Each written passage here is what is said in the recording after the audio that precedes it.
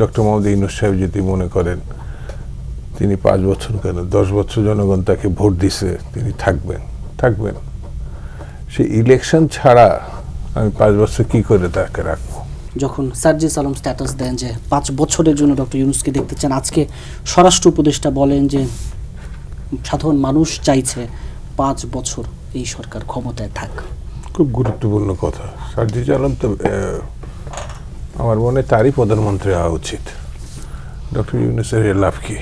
সে যখন বুঝতে পারছে সব কিছু নিয়ে ছেলে মানুষই করা ঠিক হবে না, নির্বাচনটা করলে ডক্টর মোহাম্মদ ইউনূস সাহেব যদি মনে করেন তিনি 5 বছর কেন 10 বছর জনগণ তাকে ভোট দিছে, তিনি থাকবেন। সে ইলেকশন ছাড়া আমি 5 বছর কি করে তাকে রাখবো? যে একটা মানুষের সমর্থন নেওয়ার মতোই অবস্থায় নাই, মানে সমর্থন মানে ভোট করার মতোই তার অবস্থায় নাই।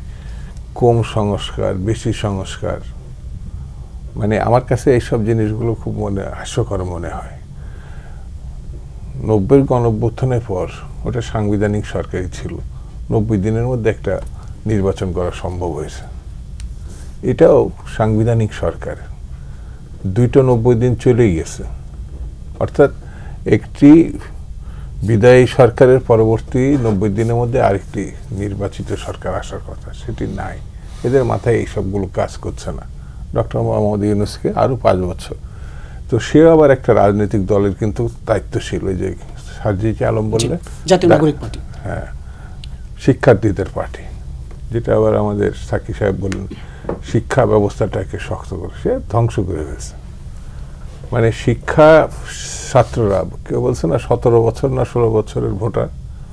আমি আবার মনে করি যে এখানে এইভাবেই চিন্তা করে তাহলে আরেকটু নিচে নামতে হবে, কারণ এই গণঅভ্যুত্থানে শতাধিকের ঊর্ধ্বে শিশু মারা গেছে না। তো বাপের কোলে মায়ের কোলে গিয়ে মারা গেছে, এটা বড় কথা না, মারা গেছে। তো এটা 8 বছরে করলে অসুবিধা কি? 11 বছরের প্রার্থী, 14 বছরের প্রধানমন্ত্রী, এইসব ফাইসলামগুলো বাদ দিতে হবে এবং সেটা রাষ্ট্রীয় পর্যায় থেকে করা হচ্ছে। যেমন ভারত কি চায় আর কি চায় না, এটা বাংলাদেশের প্রেক্ষাপটে কোনো বড় ঘটনা না। সে কি জিনিস আমরা এই 52-54 বছর ইতিমধ্যে বুঝেছি। তো এখন যে জিনিসটা আমাদের সবথেকে গুরুত্বপূর্ণ, মানুষকে আপনার ক্ষমতায়ন করতে হবে। আমি ভোটাধিকারটা তার ফিরিয়ে দিতে হবে। এই ভোটাধিকার যদি আমি ফিরিয়ে দেওয়ার পর কার্পণ্য করি, বাংলাদেশটাকে অনিশ্চয়তার দিকে নিয়ে যাব। মানে আমি এই গর্তমের মধ্যে যখনই থাকবো, এই নির্বাচনটাকে সুষ্ঠু, স্বাভাবিক, গ্রহণযোগ্য, সার্বজনীন করার জন্য যে কাজগুলো করার দরকার, সেটা যদি সংস্কার বলেন আমার কোনো আপত্তি নেই এবং আমার দলও কোনো আপত্তি করে নাই। ওইটুকু করে আপনার 8 মাসের মধ্যে আপনি একটা রোডম্যাপই ঘোষণা, কোন রাস্তায় কিভাবে যেমন সেটাই বলতে পারলেন না। 8 মাস চলছে, তাহলে আর কতদিন আপনি এটা করবেন? সেই জন্য আমার কাছে যেটা মনে হয়েছে যে মানুষকে ক্ষমতায়নের জন্য যেটা, আর এখানে আওয়ামী লীগের এই যে ভোটাধিকার ব্যাপার, আরে তারা যে লোক কাছে টাকা পয়সা নিয়েছে, লুটপাট করেছে, দখল করেছে, আগে বাইরে বেরোলি মাথা বের করলি তো সেই টাকা চাবেল মানুষ, দখলদারি ব্যবসাপাতি দখল করছে, মানুষের উপর নির্যাতন করেছে, খুন খারাপি করেছে, মামলাবাজি করেছে। নির্বাচন রাজনীতি তো আরো পরের ব্যাপার।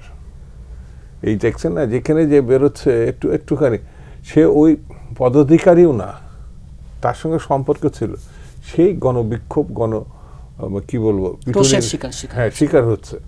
এটা অস্বাভাবিক কিছু না। এই দেশে কিন্তু মুসলিম লীগ পাকিস্তান সৃষ্টি করছিল না, আর বড় আন্দোলন নেতৃত্ব দিয়েছিল, কিন্তু প্রথম নির্বাচনের পরেই কিন্তু এই ভাষা আন্দোলনের পরে এটা ধুয়ে মিশে গেছিল। 54 ইলেকশনে আমরা দেখেছি।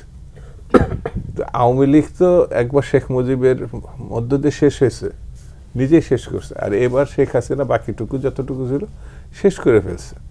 সেই জন্য আমার কাছে মনে হয় এখন যে জরুরি কাজটা, এত বড় একটা গণঅভ্যুত্থান আমরা সংগঠিত করেছে, আমাদের ছেলেমেয়েরা এক সাগর রক্ত দিয়ে দিয়েছে, হ্যাঁ, সেটাকে আমাদের রক্ষা করতে হবে, দায়িত্বশীলতার পরিচয় দিতে হবে, আমাদের বন্ধু নির্ধারণ করতে হবে, আমাদের প্রায়োরিটি নির্ধারণ করতে হবে, কোন কাজগুলো এখন করা জরুরি।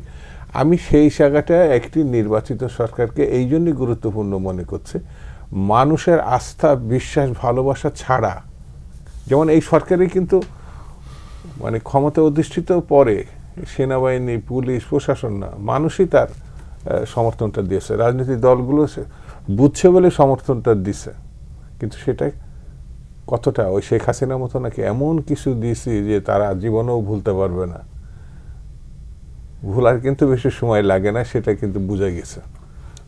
সেই জন্য আমার কাছে মনে হয়েছে এখন যে আগে প্রায়োরিটি ঠিক জরুরি কাজগুলো কোনগুলো, কোন জিনিসটা, এই মাঝে মাঝে এক একটা বক্তৃতা করে সে আমাদের ইনি 5 বছর 10 বছর থাকুক, এই কথাগুলো বললে মানুষকে বিভ্রান্ত করা ঠিক না, এতে বিপদ হতে পারে আমাদের।